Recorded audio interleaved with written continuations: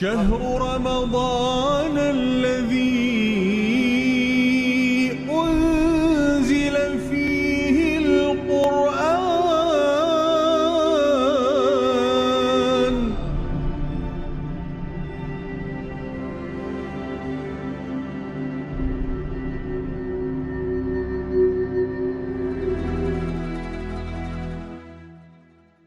أعوذ بالله من الشيطان الرجيم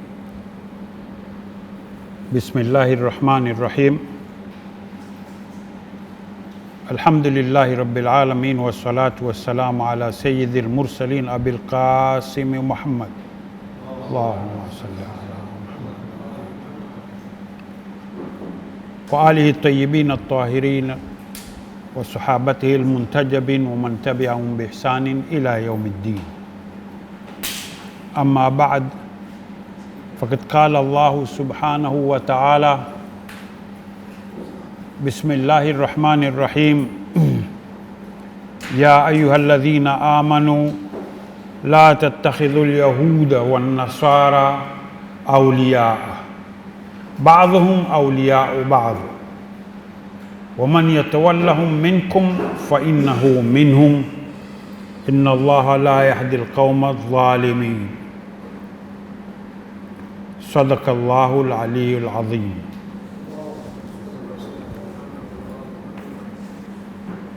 السلام عليكم ورحمة الله وبركاته.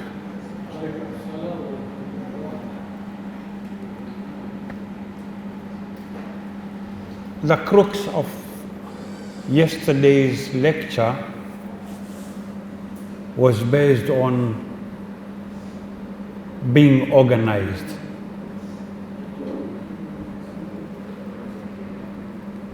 The question I posed before elaborating on organization was, why do we organize?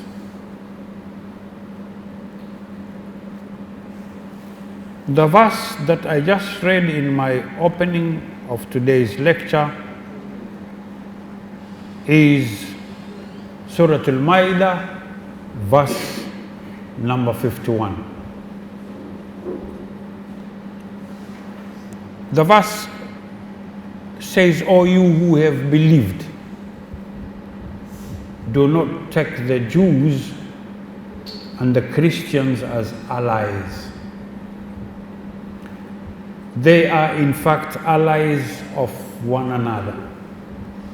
And whoever is an ally to them among you, then indeed he is one of them. Indeed Allah guides not the wrongdoing people." Now remember, one side we are talking about being organized, but one side we are looking at reference points when the earlier Muslims tried to organize themselves. The warning that came to them from Allah through the Prophet Muhammad sallallahu alaihi wasallam was to forewarn those who believe that don't take these guys as your allies.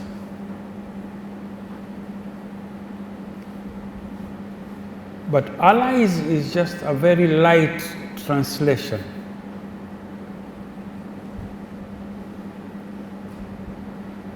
Don't take these guys as responsible people for your welfare, is the right proper translation of the word awliya. Ba'dhuhum awliya'u ba'd. They are in fact allies of one another. Now, when we talk about globalization, we talk about a system and a way of life that was cooked, strategized, planned, and being implemented mostly by Zionists.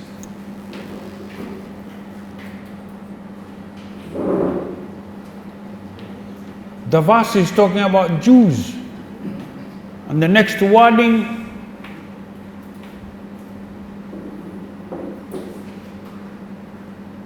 is Nasara.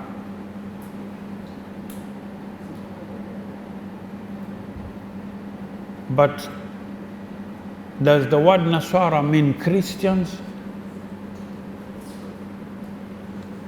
Or then, when the ayah was being revealed, it meant people from Nazareth. In English they call them Nazarenes. In Arabic they call them Nasraniya.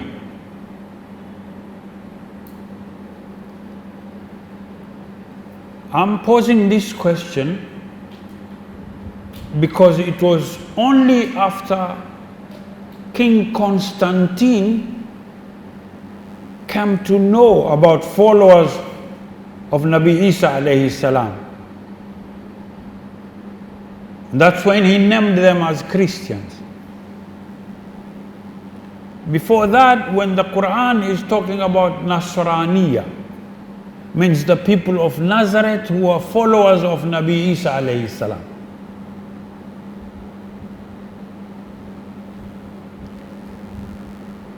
I'm just emphasizing on this because, like the word taqwa and consciousness, I'd like to sort of enlighten most of us about certain aspects of certain words in the Quran that most of the time people translate them directly as they assume them to be. Now, to organize, we need to be very careful about Yahuda wa Nasara. That was the warning then when Muslims were organizing themselves. Never to take these people as a people who can be responsible for their welfare.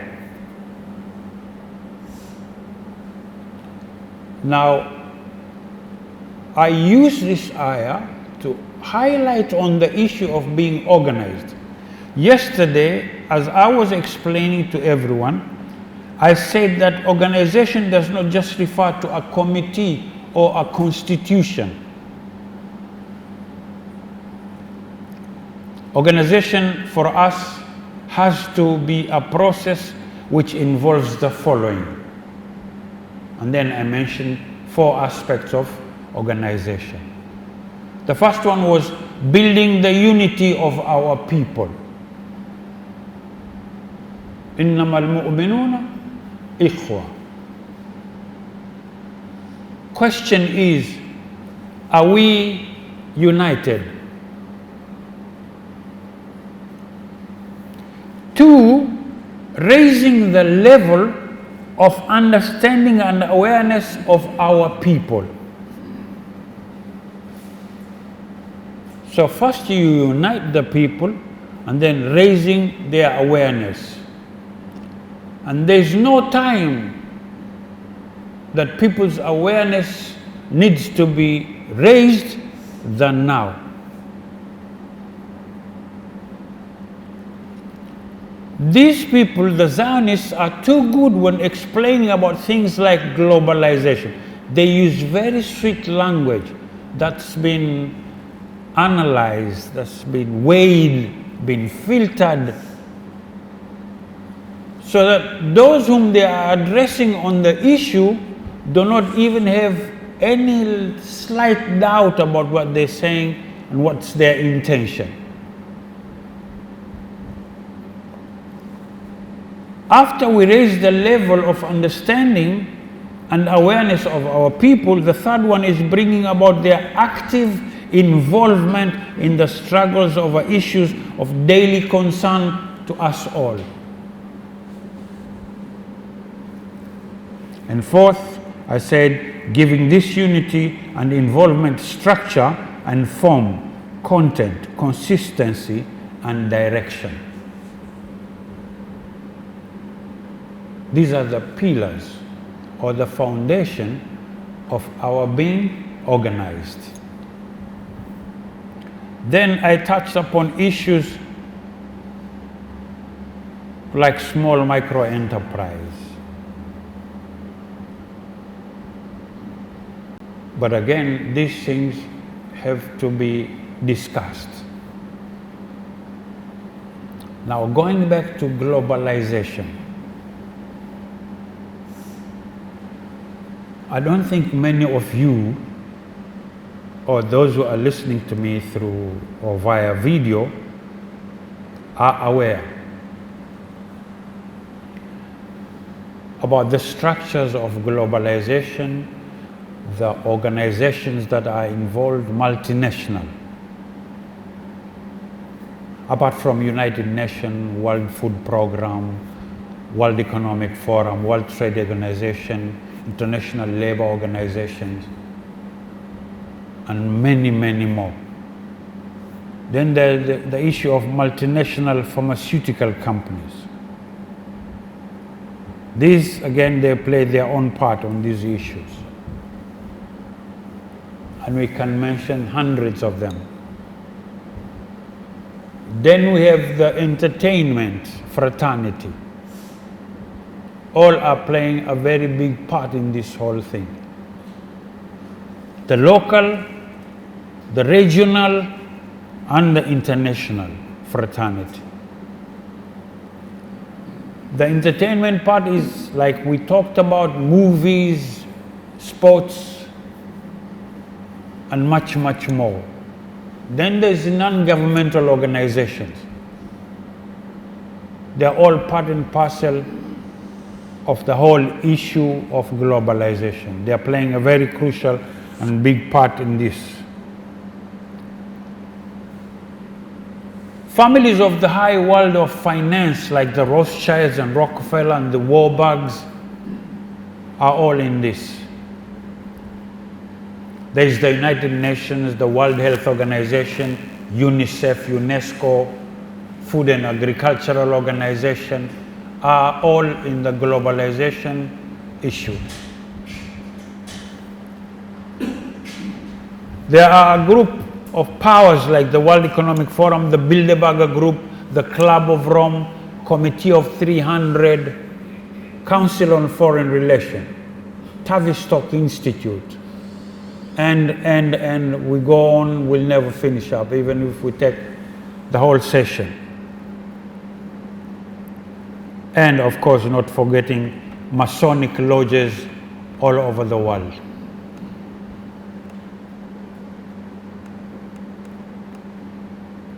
But I would like us to go, if you remember, just reminding you, mentioning the doctrine of discovery. The doctrine of discovery was mainly played about by Catholic popes. And the Catholic Church hierarchy for almost 60 years or so, till now, it has been completely aligned in a progressive and globalist sense. And under the pontificate of George Mario Bergoglio, it has made the ideology of the New World Order its own, proposing himself as a candidate for the presidency of the universal religion advocated by Freemasonry.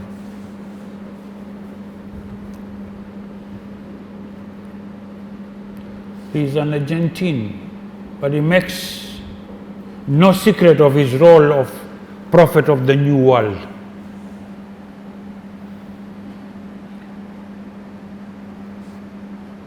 From Douglas Reed's Controversy of Zion, there's a chapter under the subtitle, Judaism is the Worship of Moloch.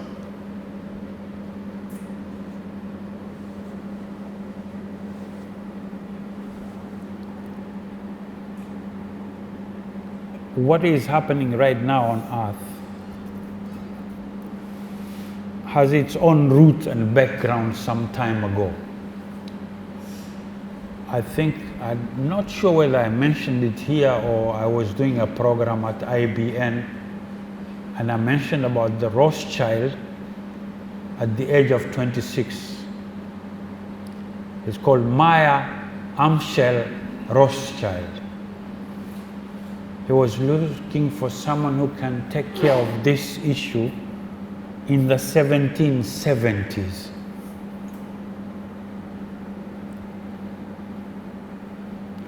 So he found someone known as Adam Weishaupt. For those who don't know the deeper side of Freemasonry, they think Adam Weishaupt is the father of Freemasonry, but Freemasonry was deeper. Now, having mentioned the Catholic Church, there were two papal bulls in the mid-15th century that gave permission and consent to Christopher Columbus under the Spanish government and Vasco da Gama Bartolomeu Diaz under the Portuguese government. But in the name of Christ, to go around the world. Christopher Columbus was for Europe and America. Vasco da Gama and the Portuguese kingdom was for Africa, Middle East, Asia, and the Far East. The papal bull gives consent to both sides, that is Portugal and Spain, to go and Christianize the heathen, like they call them. And if they find someone who doesn't want to be a Christian, then they have a right to kill him. This is where the new phenomenon of globalization started. Now, the doctrine of discovery was an international law for colonization.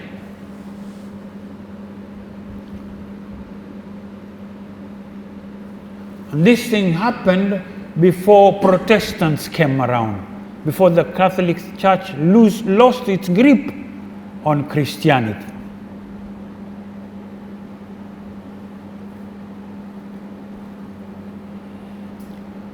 But was Islam a stranger in these lands, East African coast?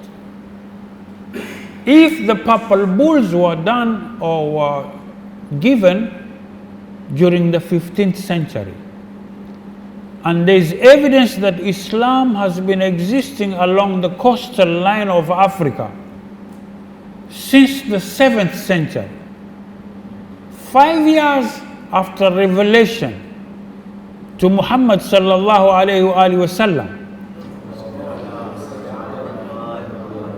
there were Sahabas who migrated to Ethiopia, known as Aksum or Abyssinia then.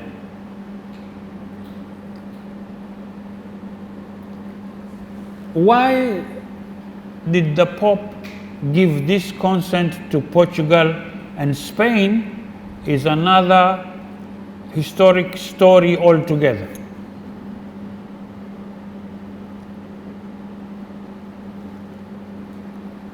I tell you this because I've been thinking about how do I go about this story about globalization and its effect on society. But without the historical background of what transpired then, in order for us to find ourselves in this situation, we'd never understand how globalization is coming towards us once again. Now imagine what I was telling you about what happened at Kilwa and Mombasa and Lamu. What these Portuguese did, though we are still being taught that these are explorers. What would happen to us now, because you'd be shocked when we go inside this story and find Germans within that Vasco da Gama voyage trip. Germans were in it, Jews were in it. And what was the reason for them to come this side? Most of the time we were told they were coming for spices. Yeah? But not spices really. Because the Moors, as they used to call Muslims, were ruling Spain. I call this the last crusade. Or if I paraphrase, the last armed crusade. Now they are fighting us wars that are fought by silent weapons and quiet wars.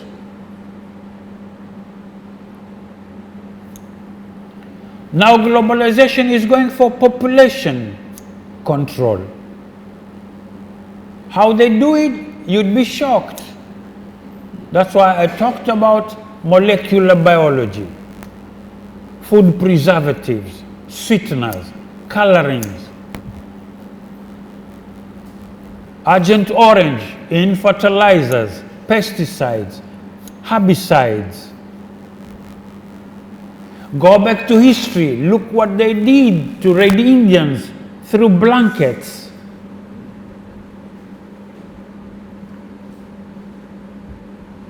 Now when they talk about free market, free movement within countries or regions, they are talking about putting off sovereignty of nations.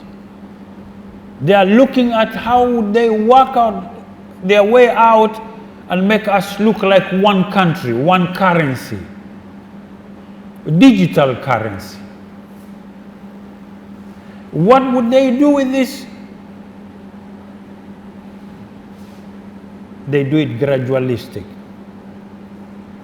They put us together as countries, our armed forces practice together, move from one side to the other, come up with acts of parliament. They have a regional parliament now, East African Community.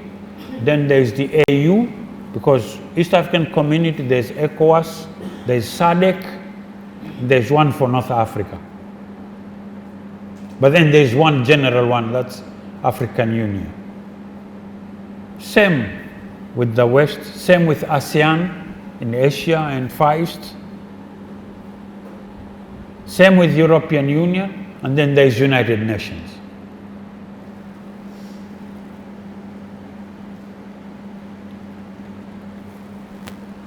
Then there's the issue of industrial revolution. The first industrial revolution, the second one, the third one that brought in mobile phones and computers, and now we've gone to the fourth industrial revolution.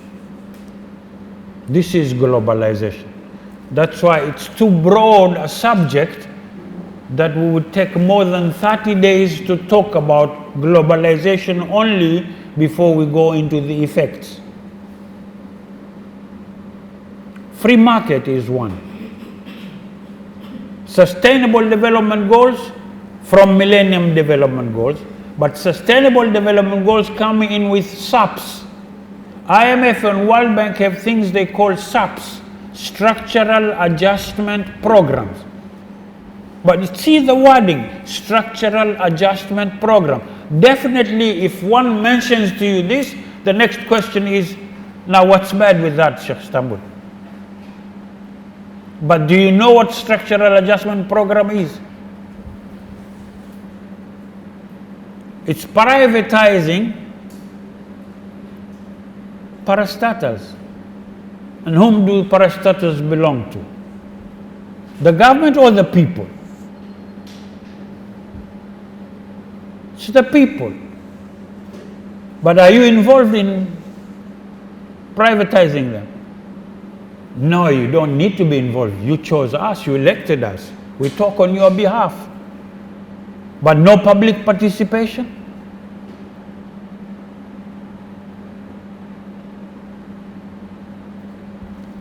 Allow me to use a little bit Swahili to be more precise. Privatizing parastatals, in Swahili we say kubinafsisha mali ya umma. I don't use mali ya serikali, because it doesn't belong to the government, it belongs to the people who pay taxes. Now, UN and the other bodies, UNESCO, UNICEF, UNDP, and all this World Trade Organization, they are too good in sweet-talking people. That's why I say we have to be careful on the language they use when they want to get our consent on anything.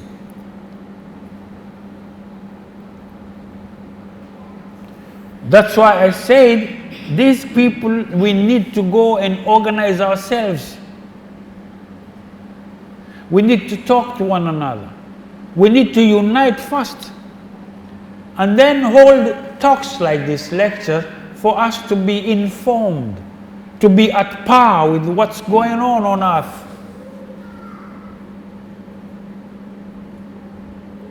Take, for example, pharmaceuticals.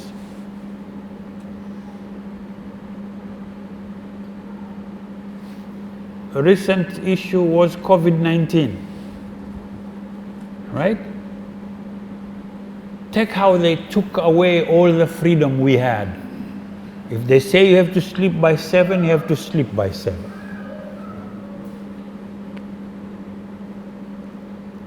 They say you have to be vaccinated, you have to be vaccinated. And there are cases going on that, no, this is not on, you're trying to digitize us. There are spikes in these things. But do we have laboratories that can go and counter-check whether these things are safe or not?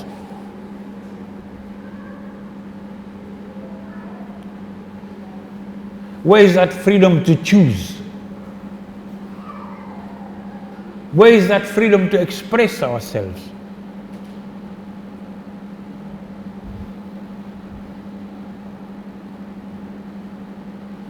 I was going around in Dar es Salaam with one of my close friends, a brother of mine. He was taking me to suburbs. Then as we were up a hill, he was telling me, check this area and check that area. I remember, sorry to say, I remember Tanzania when it was barabara ya kwanza, barabara ya pili, barabara ya tatu. Am I wrong? But in your suburban areas, do you have barabara ya kwanza, barabara ya pili? This is the first street, second street. Where you stand like this, you see the end of it. Do you have these streets anymore? Do you know why? This is human resource. Politicians need it. They bring them to urban areas and they push them because they want to use the other side for industrialization. So they bring them to town, they don't follow any structure, they don't follow any physical planning. No amenities, no nothing. No playgrounds, nowhere, you don't know where you put schools, you don't know where you have grounds for football or whatever sports. People just come into town because you need them for labor. Special economic zone. You need labor for these places. Export processing zones. Now you're going to smart cities. That's what globalization is all about. You're coming to smart cities. And I can see Tanzania being a role model. Dar es Salaam, Mwendo Kasi is one. Bypasses. Nairobi is another. But are you informed about these things? This is globalization. People come to town, assimilate, outnumber the indigenous people of that town. You might be 100,000 people, 1.2 million have come in as cheap labor. Now when they want to choose, and it's one man, one vote, can you put any of your representatives? When it's easy to manipulate 1.2 million people to go against your voting 100,000 people. That's globalization. No borders.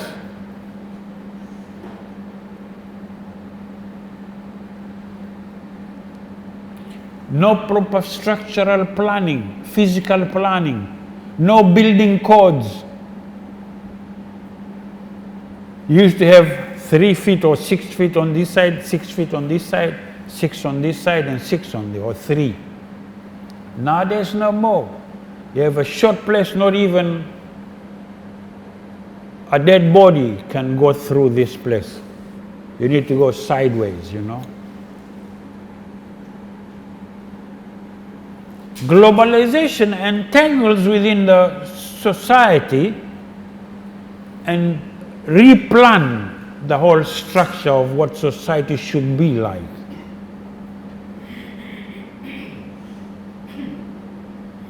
They manipulate the society through media, unless you have your own media to tell you the truth. That's why right now, for media to exist, you need to be free, liberal. Globalization is liberalism. That's why when you see the wording in your constitution, freedom of worship, most of people like Stambuli or not say, see, now we'd be free as Muslim. No, this means all freedom, all religion.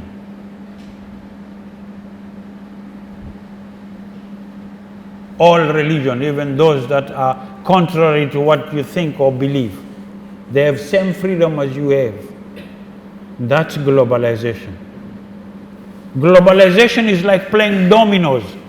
When you do these things on dominoes, that's what globalization does to you or your sovereign states.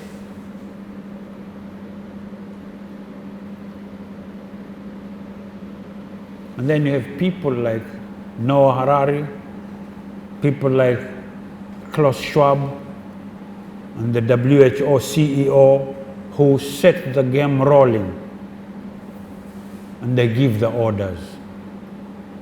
And your ministers and other people can't say anything. And if you disagree with them, they come out open, like they disagreed with Museveni. You see what they told Museveni about a day or two ago? That will put sanctions on you. Why? Museveni says no to LGBTQ.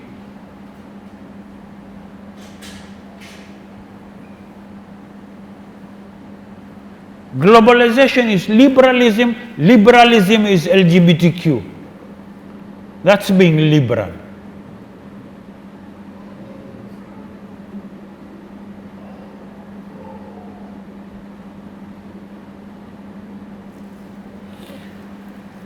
ولن ترضى عنك اليهود ولا النصارى حتى تتبع ملتهم. ملتهم, not their religion, their culture. What's their culture? Dirty culture.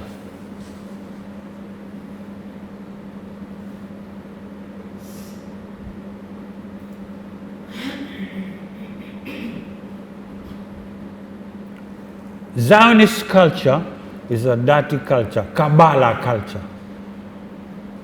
So we need to know and read about what is Kabbalah. Who is the sacrificial lamb here?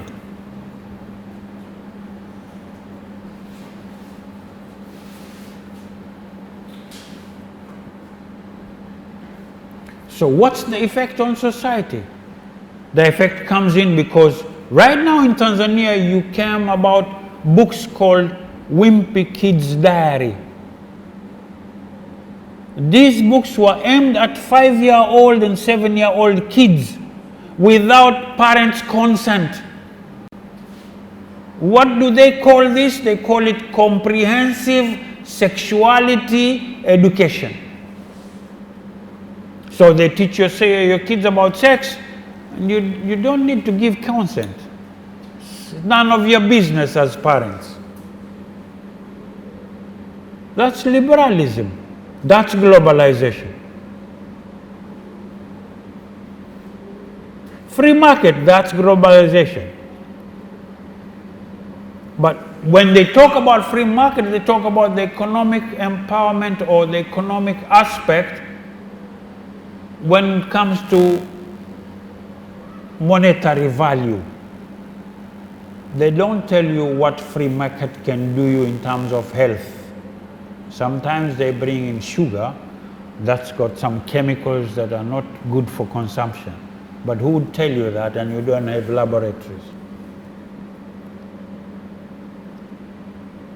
Sometimes they bring you maize flour, but there's too much aflatoxin.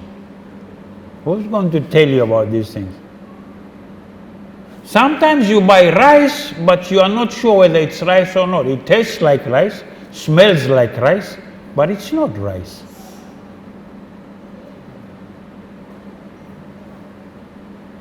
Now, are we at par with what's going on earth?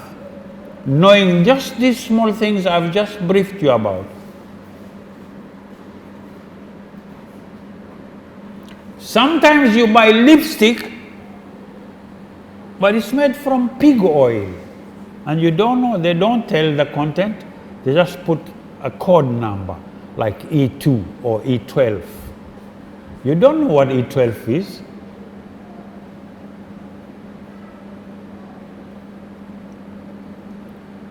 And we like correcting Allah, you know, sometimes He gave you black lips and you'd like them to be red, you know.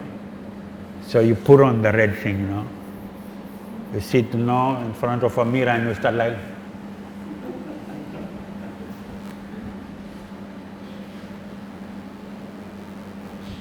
yeah, I'm sorry, my dear sisters, but this is just reality, you know. Sometimes you forget yourself when you're in front of a mirror, you know. You check, you smile, and then you say, but are you aware that you're doing this with pig oil? Within these 12 days, I'm back. Please come with your flash disks and tell me, Sheikh, please, can you give me that video? I'll go check for myself. I'll show you. Sweets you give to kids, and they're made from pig skin. Can you believe? There's some kind of nice jelly-like sweets that have like sort of raw sugar on it. Do you know they're colored, you know, green, yellow, but they have sugar that's, you know, raw sugar on it. This is made from pig skin and some color and sweetener only. There's nothing to do with any other content or material. It's pig skin, pure pig skin. Plenty in supermarkets. Nicely done, value added, packaged nicely. When the kid said, Baba, I need this one, you'd have to buy.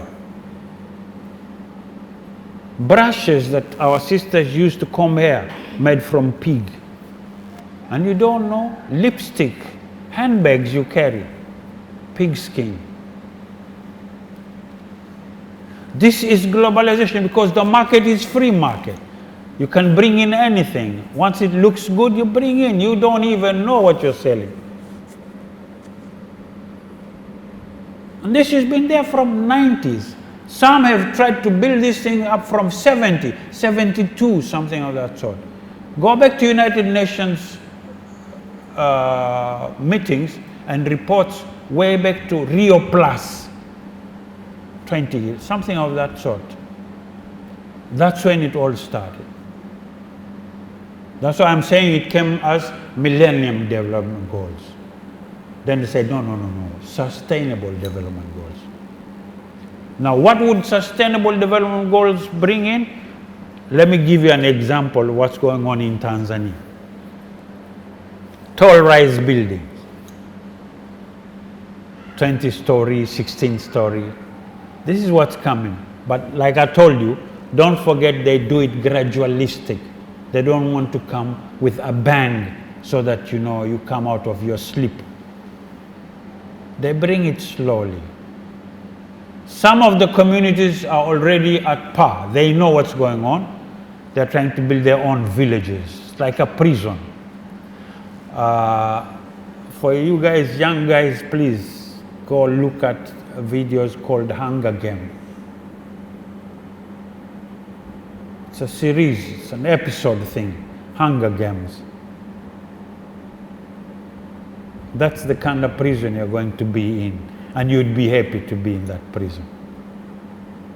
Because it's an estate where you come in with a card, you have to give the card and move in. Like I told you, you'd have to come at your door and say, Stambuli, the door opens.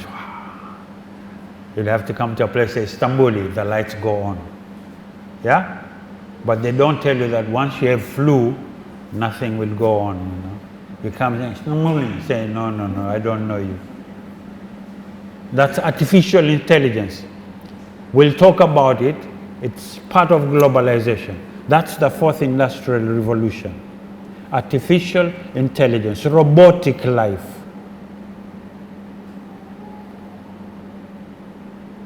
A doctor is in Dodoma operating you at Muhimbili. Yeah, but if I'm outside Muhimbili with a laptop like this, I hack into that machine and I kill you. And the doctor can't do anything. He's in Dodoma. You are in a driverless car, you're moving. You go in and say, Oyster Bay. The car starts moving and you're, relaxed. And I'm behind the car with my laptop. I hack it and just say, okay, 120 or 140 speed in town. What you gonna do? No traffic lights, no nothing. I'm just behind you, following slowly. I'm checking how I'm killing you. But they don't tell you about these things. They tell you the good side of artificial intelligence. Algorithm, your kids are looking at computers and you don't know what they're looking at.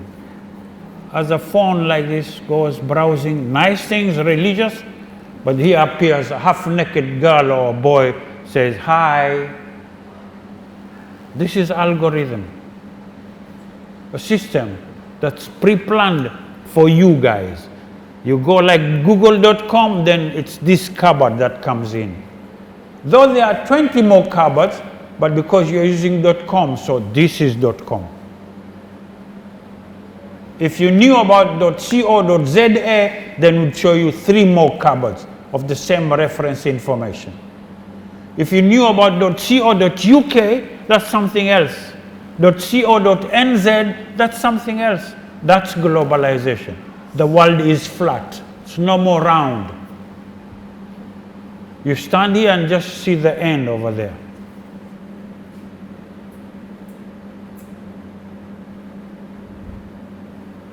Question is, are we ready for that? That's why we do these lectures.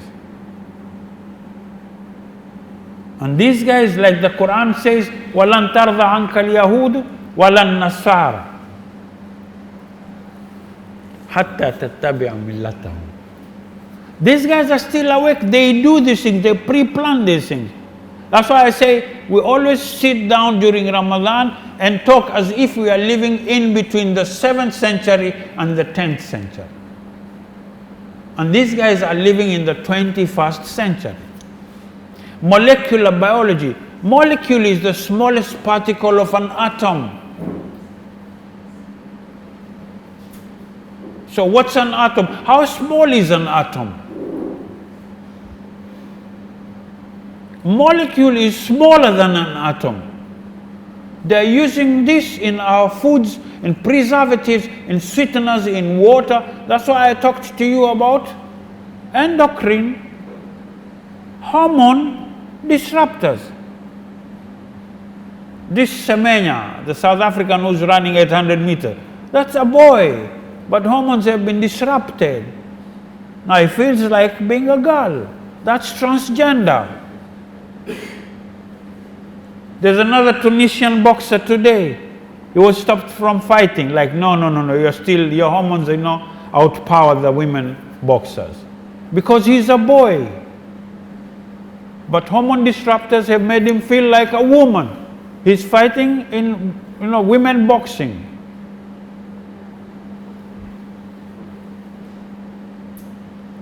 Now, hormone disruptors, if you are unaware, they can be put in drinks, they can be put in food, and disrupt your hormones, suppress them. All of a sudden you see your kids, boys like being seen like girls, girls being seen like boys, and you still don't know what's going on. That's globalization. And they are fighting for their rights. It's like state policy for America, Sweden, German. It's state policy. For you to be funded, you have to fight for LGBTQI plus human rights all over the world. Now NGOs all over, Tanzania, Kenya, have to do these things or there'd be no more funding.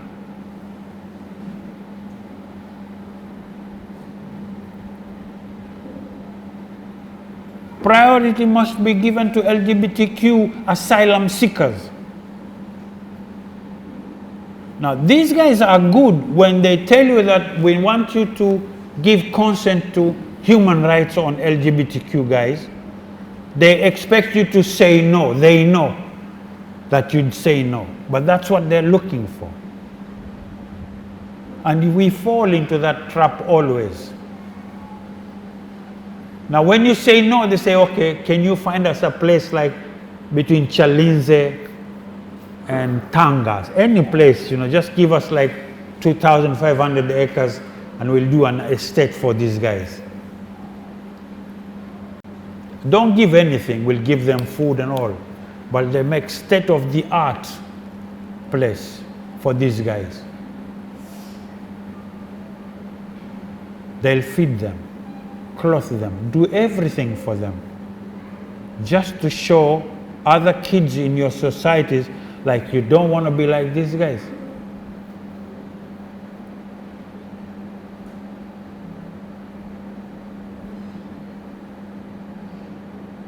Mark my words. Look at everyone who tries to fight them without being aware what they're doing. Look what will happen. Now, we talk about these things just to make one another aware that this is what's coming, this is how prepared we have to be. It's not about opposing or proposing. It's about being aware that there is this phenomenon that's coming and we have to be aware. We have to be on guard. And this thing is too big, it's too fast, enormous. You cannot ignore it. We've never institutionalized. Now, when we organize ourselves, then we'll be able to set up institutions. And institutions, I don't mean structures. I mean people. Young people need to know these things, being brought together, being told these things, informed, and then keep them in unity and see their brains. When they storm their brains, what will they come out with? And I'm sure they'll be in a better position to face the future than the way we are now. And the time is now. We need to sit down with the younger generation, both male and female, talk to them, be receptive, let them pour out what they have. Keep back the society and the family structure. That's why I was asking you, how long do you remember the last time you hugged your lover, mother, father, or just a partner at home? When was the last time? When did you hug your kid? When did you as a kid hug your mom or dad? What's wrong with us? Why can't we hug one another? What wrong did we do to one another? Is this a coincidence too? That every now and then if the kids hear dad's voice, everyone goes into the room like, hey, he's come. Why don't they feel like, wow, dad, salam alaikum, wa alaikum salam? Why? Again, is this a coincidence? Is it movies? Is it the music? What keeps us like this? Now, when the enemy finds us divided like we are, is it hard for him to penetrate us? To come into our society and, turn us upside down? What are all these institutions doing? Mosques, masjids, these are institutions. It's just a place like you come in and waste time, Maghrib, or Isha, Maghribain, Dhuhrain, and then you go out. Nothing doing, we don't talk constructive ideas. We don't plan anything.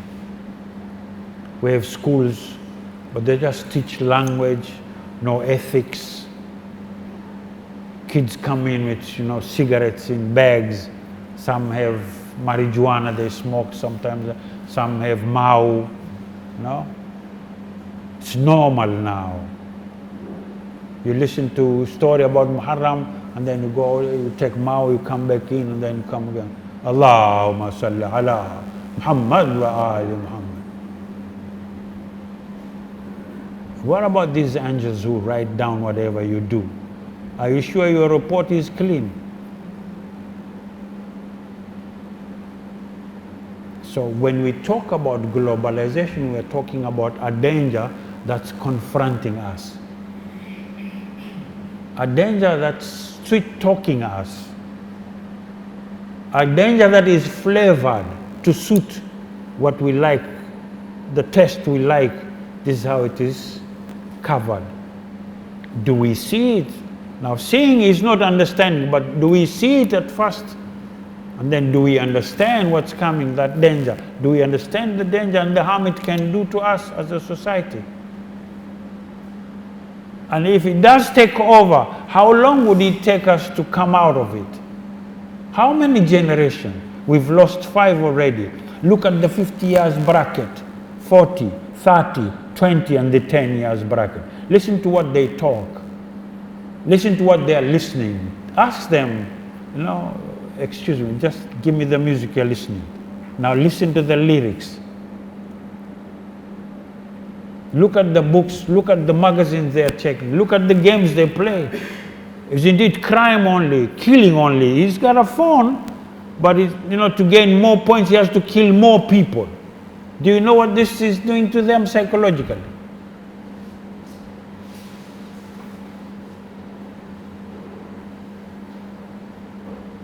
Look at a 10-year-old boy, you give him, I need this game, you buy him. You call them what? Ben 10 and Ben what? Then he's there. Now, pew, pew, pew, pew, pew, pew, pew, kills only all day. And then you get surprised, you get shocked when his brother, younger brother, takes a t-shirt and he holds him down like he wants to kill, Our sisters, our mothers, sometimes breastfeeding they don't like. Yeah? You better buy some cow milk, In Mombasa, I use these words.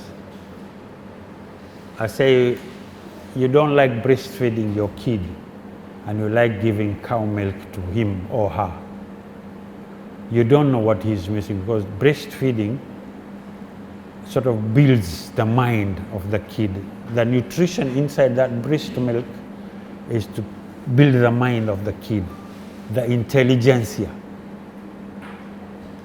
If you don't breastfeed and you give cow milk, when your kid grows and start having manners like cowish manner,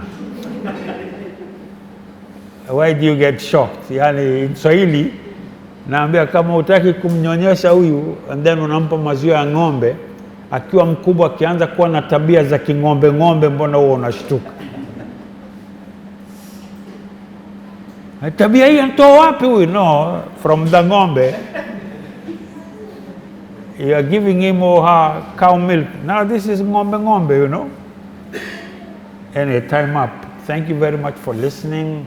Inshallah, meet again tomorrow, same time.